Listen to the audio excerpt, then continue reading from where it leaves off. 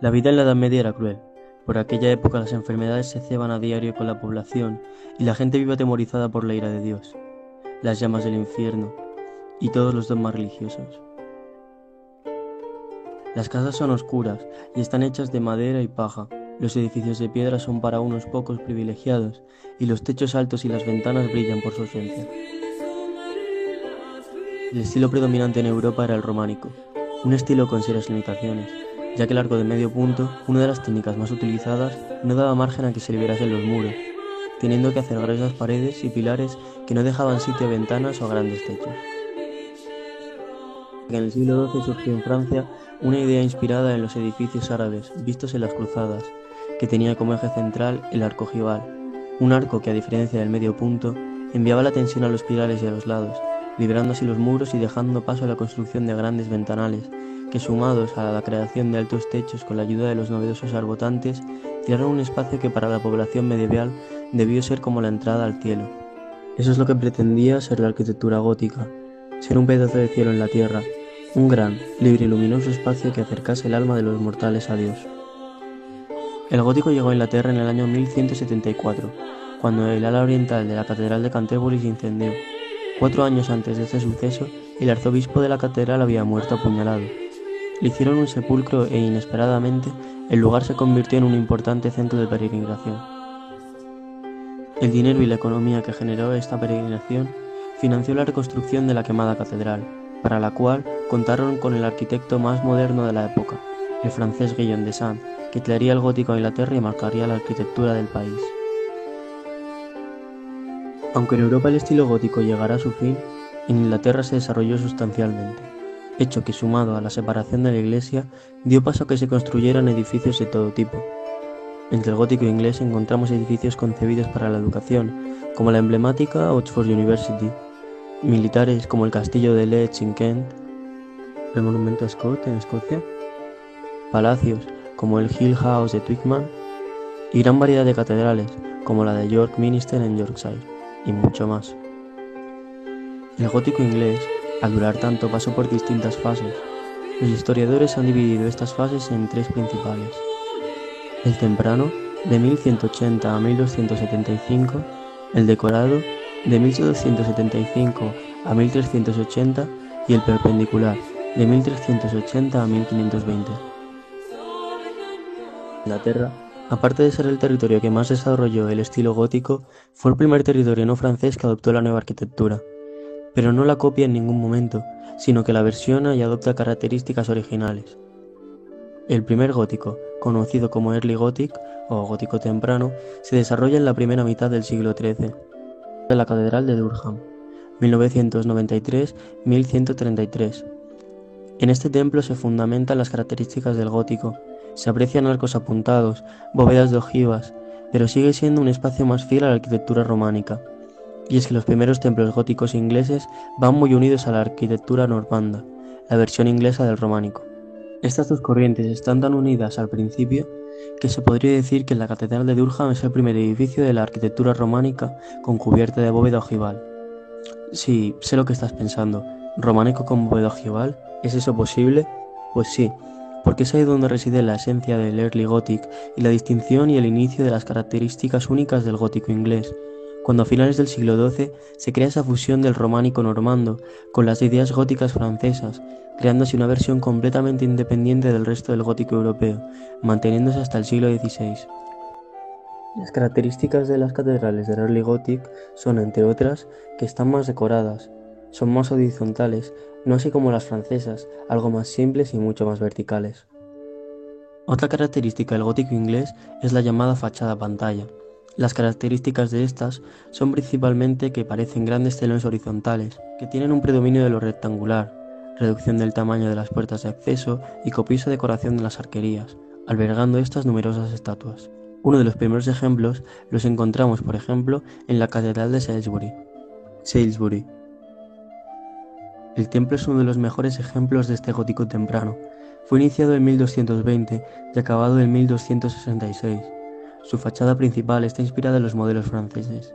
En cambio, su planta no es como la de los templos franceses, ya que presenta los elementos que singularizan las catedrales inglesas: cabecera recta, doble crucero, nave central muy alargada, más de 2 dependencias anexas, el claustro y la sala capitular.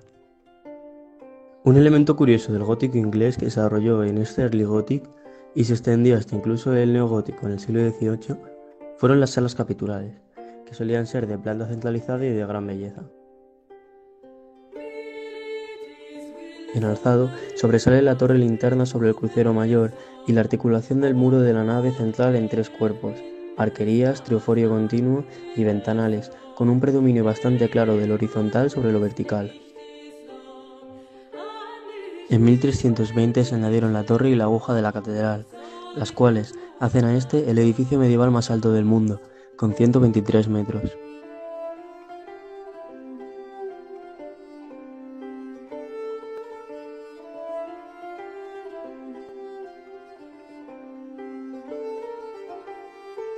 Decorated Style.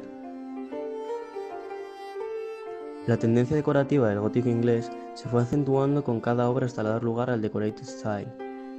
Comenzó a desarrollarse en el 1230 en paralelo al gótico radiante francés, tras la construcción de la abadía de Westminster. El Decorated Style se caracteriza por sus ventanas de tracería.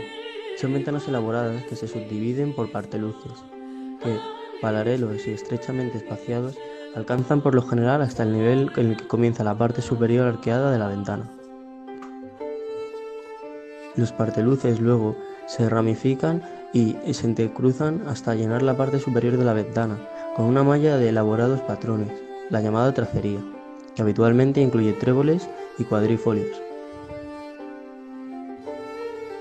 En general, el estilo fue geométrico y los interiores de este periodo cuentan a menudo con altas columnas más esbeltas y elegantes que en periodos anteriores. Los abovedados se hicieron cada vez más elaborados, con mayor número de costillas, inicialmente por razones estructurales y luego solo por razones estéticas. Otra característica es el follaje de los capiteles, que es menos convencional que en el inglés temprano y más fluido. Los patrones en los muros son más variados. Abadía de Westminster. Enrique III mandó la construcción de esta abadía en el siglo XIII, aunque tiene remodelaciones hasta el siglo XVIII. El templo se levantó sobre una anterior basílica de tiempos normandos, que a su vez estaba levantada sobre un antiguo monasterio. Tiene todos los elementos del Decorated Style, como son, entre otros, los arcos con costillas más finas, sacería exterior e incluso una especie de tribuna, que se añade en este estilo y en algunas manifestaciones del mismo. Esta abadía también es conocida por contener las tumbas de personajes históricos ingleses, como las tumbas de los reyes hasta el Jorge II, además de las tumbas vacías de todos los poetas, dramaturgos y escritores británicos de relevancia, como son Shakespeare, Jane Austen, Charles Dickens, etc. También tenemos las tumbas de Charles Darwin e Isaac Newton, algo curioso dentro de un edificio religioso con fantásticas esculturas de los mismos. Perpendicular Style. A partir de 1350, el uso de las bóvedas de abanico, que permiten el desarrollo de estructuras ligeras sin arbotantes, dio lugar al Perpendicular Style, caracterizado por el uso de estas bóvedas y por su marca linealidad. Se trata de la creación más típica inglesa. Ahora se produce un nuevo lenguaje formal, con el que se permite cubrir todas las superficies de decoración, pero no con motivos curvilíneos, caprichosos y cambiantes como en el Decorated Style, sino de forma homogénea, con finos nervios y verticales horizontales que forman una trama geométrica regular y homogénea a modo de malla, que, repetida en los muros, permite la apertura de amplísimos ventanales. Del Perpendicular Style destaca el interior de la capilla del King's College de Cambridge. La capilla del King's College es considerada como uno de los mejores ejemplos de la arquitectura inglesa del gótico perpendicular. Construida durante un periodo de 100 años, la capilla tiene una longitud total de 88 metros y la anchura de la nave principal es de 12 metros. La altura interior es de 24 y la exterior de 29 metros, tratándose de la bóveda de abanico más grande del mundo. Las vidrieras de la capilla del King's College son de las mejores de su época.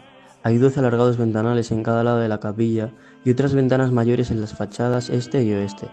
Están realizadas por artesanos flamencos entre 1515 y 1531, a excepción de la ventana occidental, que data de 1879. Fue pensada para usos académicos y para remarcar el patrocinio del rey, pero hoy en día se usa para This oficios Lord religiosos y Jesus, eventos puntuales we como conciertos de forevermore música. are one.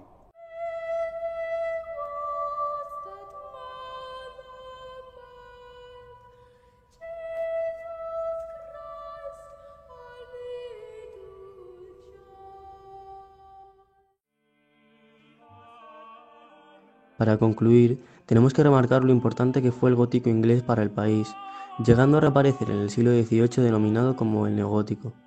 Este movimiento estaba relacionado con el romanticismo y tuvo importantes construcciones, como fueron el Palacio de Buckingham o el conocidísimo Tower Bridge sobre el Támesis. Gracias. Esperamos que hayáis aprendido algo sobre el gótico inglés y que lo hayáis disfrutado.